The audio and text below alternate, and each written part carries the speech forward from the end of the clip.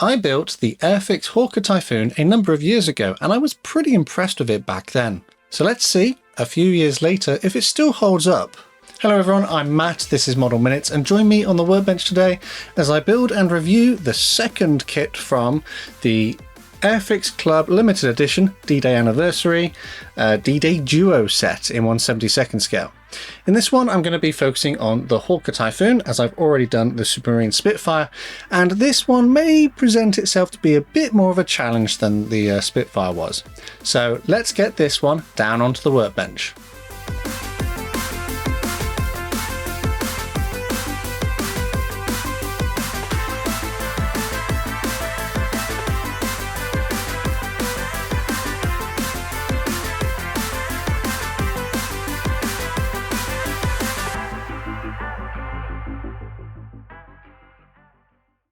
So as mentioned, I've already had a go at the Supermarine Spitfire, and whilst it did have a few little problems in a few places, it was generally a fairly simple and easy kit to build.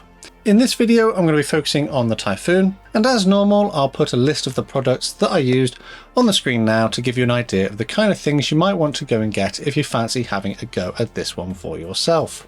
As usual, I'll be cutting the parts away from the sprue using my side cutters and then sanding down any flash or rough areas of plastic.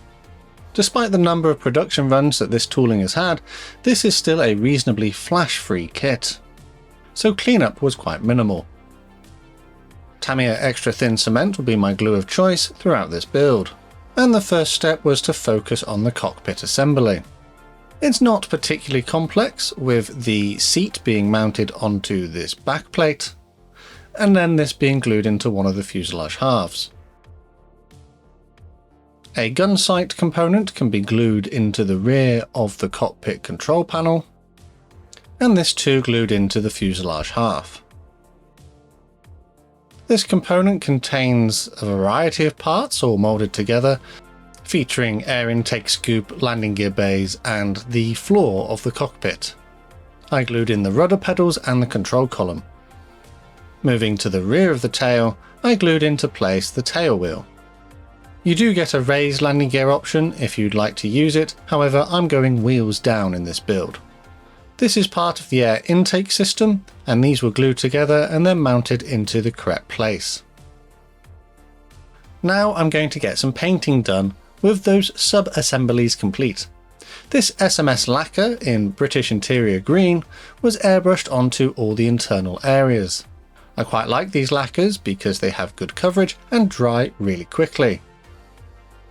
And after that, it was time to prime, for the first time. I'm just going to use this Tamiya primer in grey on the pilot figure. I'm going to spend a bit of time working on this pilot figure once this primer is dry. First up, Humbrol 61 was painted onto his face. 24 Trainee Yellow was used to pick out his life vest. 96 RAF Blue is the overall colour for his uniform. And this 62 leather colour was painted onto his boots, his gloves, and his flying helmet. I then moved on to adding some more of this paint to the padding on the seat. Humbrol 33, which is a matte black colour, would be used to pick out his flying goggles, and a few other small details, along with some elements inside of the cockpit. Vallejo English uniform was used on the moulded harnesses on the figure, and then some Vallejo aluminium was used on his harness buckle, as well as some other details inside of the cockpit area. I did actually thin down some of the Humbrol 33 matte black with a little water to make it into a very thin wash, and this should help bring out some of the details on the figure. Moving back to the cockpit, there are some decals included which go inside of here, so some Humbrol decal fix will be used to apply them. I soaked the decals in warm water, painted decal fix onto the relevant areas, and then slid them into place. The decal fix should help soften the transfers into the surface and make them stick a lot better.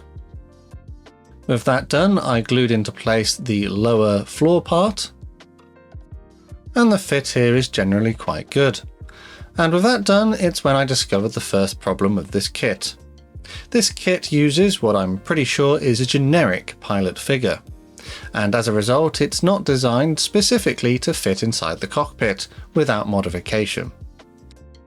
I think the simplest thing that I can do is to remove his legs. It's not the first time that I've had to conduct surgery of this nature to make a pilot fit inside of an aircraft. And I'm sure it won't be the last either. But with that done, actually, yeah, the pilot does seem to fit.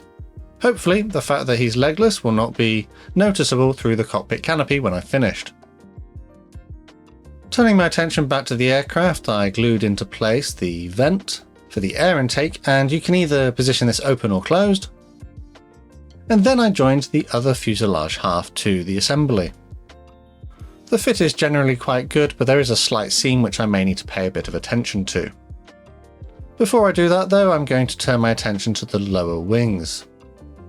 In my previous version of this aircraft, I built it with rockets attached under the wings and also the gun bays open. This kit does have the option to display an open gun bay if you'd like. However, because I've already done that, I thought I would go for the other option, which is to install bombs and leave the gun bays closed. I opened up the relevant holes, which would allow me to mount the bombs later. A clear part needs to be added into the lower wing, and then when that was done, I glued the lower wing onto the fuselage. This was then followed by installing the gun bays and the cannons. They come as a single piece and are glued in here. The upper wing surfaces were then joined on.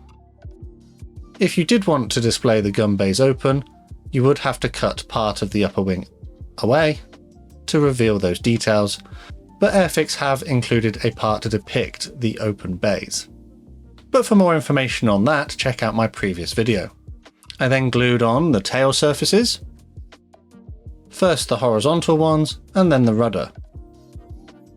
I also glued into place some of the smaller details on the lower side, such as the pitot tube and this aerial mast, and then turned my attention to the propeller. If you're careful with your assembly here, you should have a propeller that can freely rotate. It's built up in a number of components and wasn't particularly difficult. As mentioned, I'm going to be installing the bombs on my aircraft, and these come in a number of pieces which need to be glued together. There is a slight seam down the edges of the bombs which could be addressed with a little sanding. The engine exhaust pipes could be left off until the end, but I'm going to install them here as I think they'll be relatively easy to paint. The landing gear legs were glued onto the landing gear doors, making sure to get the correct leg on the correct door. As I mentioned in the Spitfire video, I've been fortunate enough to receive a free review sample of the CT Scale Models canopy mask set for this kit. I find canopy masks are a great way to speed up the build and also get accurate results for your painting. Of course, any opinions expressed about this product are completely my own. I peeled the relevant masks from the backing paper and then carefully attached them onto the relevant parts that need masking, in this case the cockpit canopy components. The masks are cut to a good shape and fit almost perfectly. This was a pretty easy step and allowed me to make quick progress. There are also masks for some of the other components, such as the light on the bottom of the aircraft. The masks don't cover all of the parts though, so some liquid mask would be used to fill in those areas which the tape doesn't cover. And with that, it's time to prime, again. This time though I'm using SMS Surfacer Grey. This was put through my airbrush and applied to the entire aircraft, and you can see that I have actually masked the internal cockpit area already. I will leave the canopy off and paint that separately. For the camouflage scheme, I'm going with Hataka Airbrush Ready paints. The first one was a medium sea grey, which I airbrushed onto the lower side of the aircraft. I did add a drop or two of Tamiya X20A acrylic thinner just to help prevent any tip dry. Having sprayed that onto the lower sides and it now being completely dry, I'm going to use this AML camouflage mask set for this type of aircraft.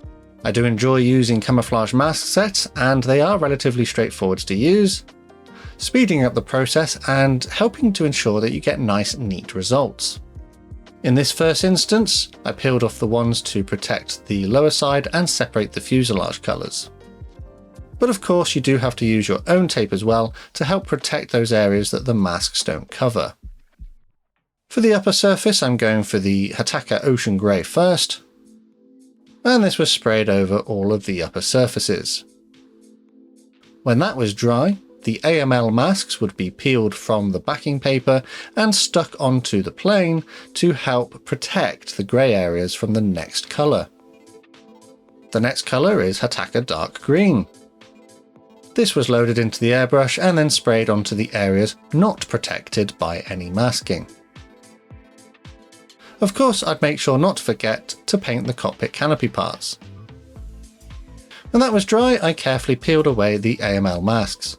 As a top tip, if you're careful, you might be able to put them back on their backing paper and perhaps get a second use out of them. There was a little bit of paint bleed in a few places, but it was relatively simple just to go back and touch them up by hand. With that done, some Humbrol clear gloss is going to coat the entire aircraft. This is going to act as a protective layer and also prepare the surface in readiness for the decals I'll apply shortly. Whilst that's drying though, I will use the Hawker Sky Type S paint to airbrush the spinner on the propeller. Vallejo Black would then be carefully used to hand paint the propeller blades, and Humbrol 24 Trainer Yellow just on the tips to point out to the ground crew where the dangerous spinny bits are. Ammo MiG polished metal would be used on the landing gear components which are not yet added to the model. And Vallejo Black would be airbrushed onto the wheels with the previously painted hubs masked using the mask set. This olive drab paint would be used to paint the bombs. And now we can move on to the decals. And the decals are printed by Cartograph and they are to a lovely quality, but I do have some problems with the decals shortly. And if you've watched my Spitfire video, you might be able to see where this one is going. I separated the decals from the sheet that I needed and then soaked them in warm water to help release them from the backing paper. And if you'd like to get your hands on your own brush water mug, check out my merch store. Micro Set and Sol are my decal setting solutions in this build, and first up, Micro Set from the blue bottle is painted onto the areas where the decals are going to go. The decals, having been soaked in warm water, are then released from the backing paper, slid into position, and some more applications of Micro Set can soften them into the surface. So the decal application process is generally quite straightforward on this build, apart from the stripes. So you'll remember from my Spitfire build that I had a small problem with the stripes. Well, on this one, it's a little bit more of a problem. So first up, the one that goes on the fuselage side, because it's so big and also comes kind of like a letter E, it didn't really want to conform to start with, and it was really fiddly just to get it into place without tearing it.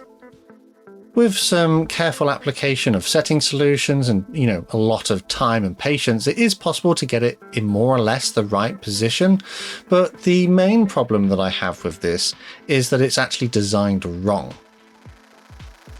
On the sides, there are cutouts for the identity codes and the roundels to go.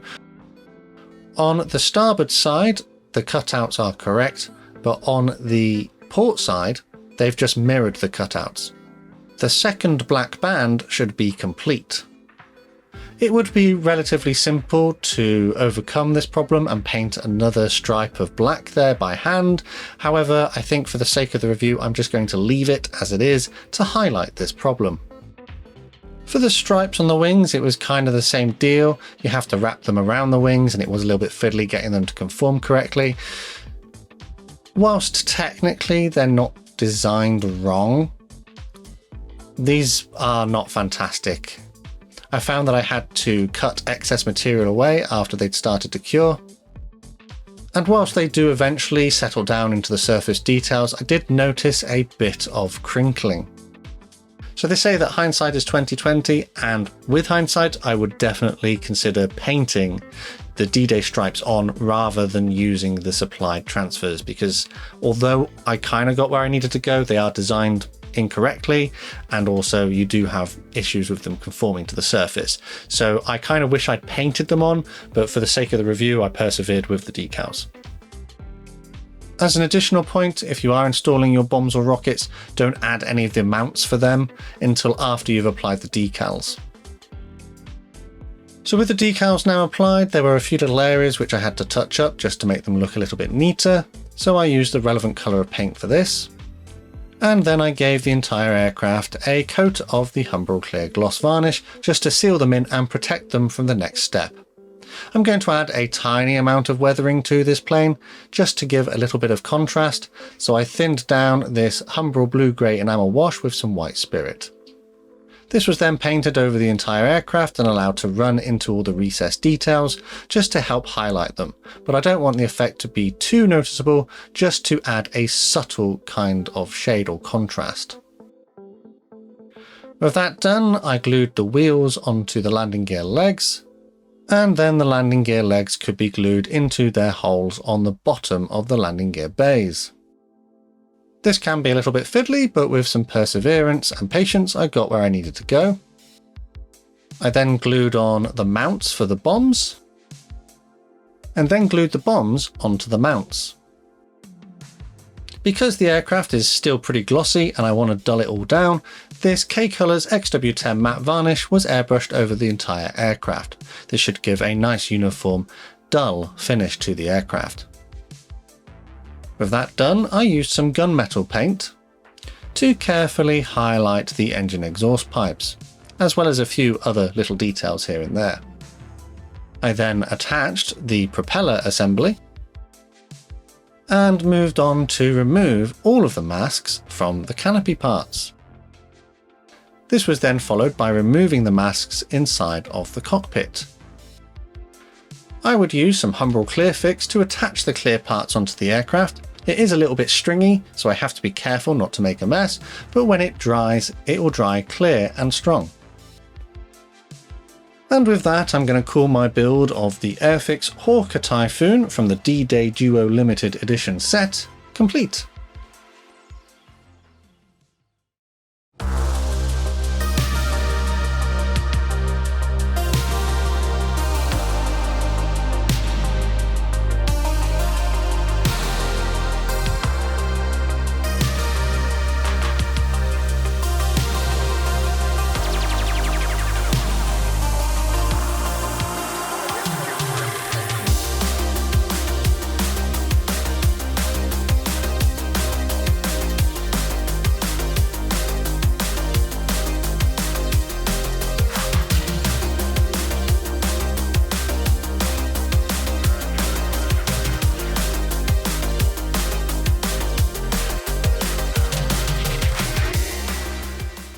And there we have it. That's another build under the belt.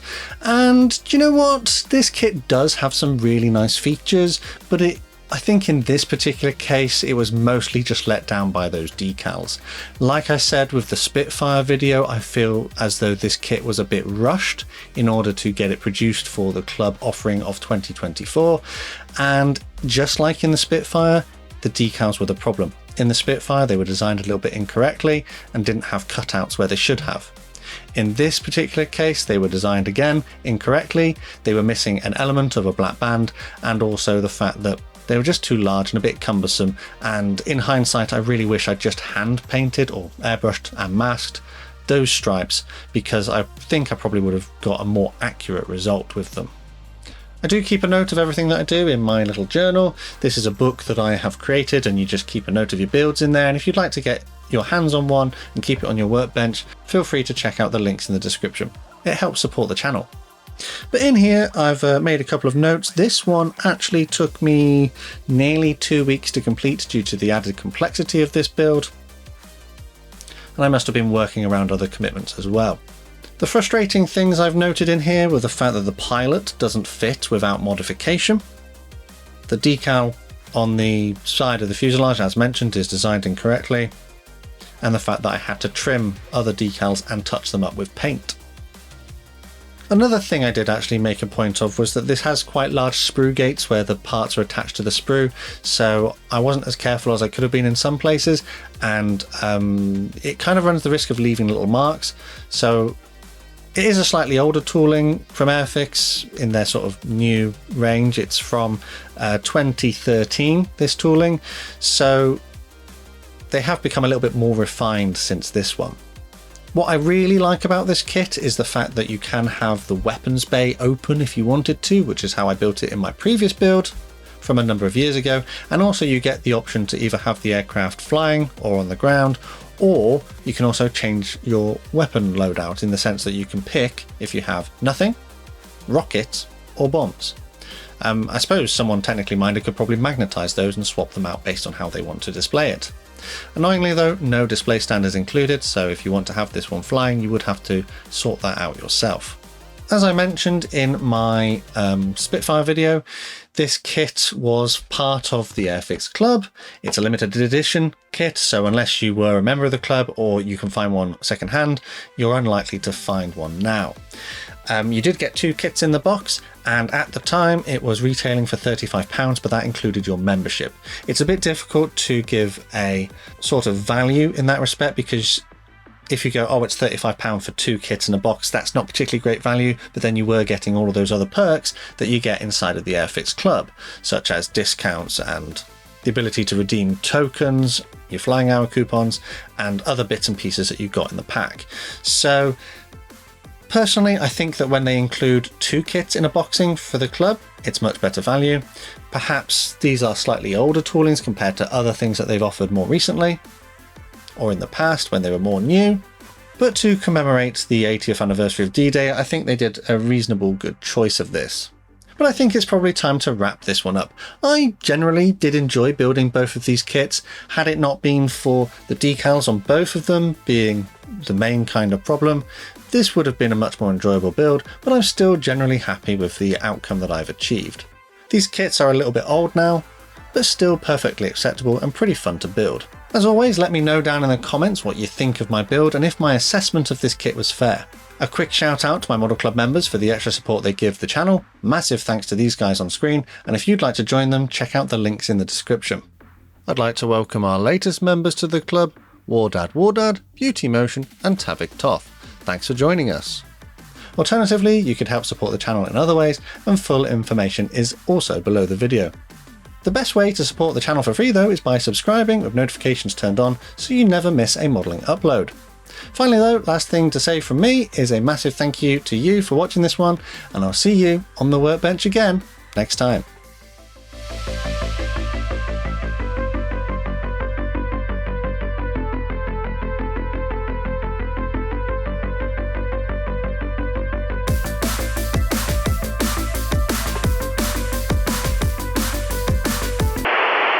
And now I'm going to get some painting done with all those sub-assemblies there. Now, what am I doing? Oh, I forgot what I was doing. I just right over the top. It's Date 1, Typhoon, and it's not June, it is... Oh, I can't spell. It's July. Ow. What am I doing? Typhoon, FX, D-Day Club Limited Edition Typhoon set. There you go. That should work. That should work. Sub-assemblies.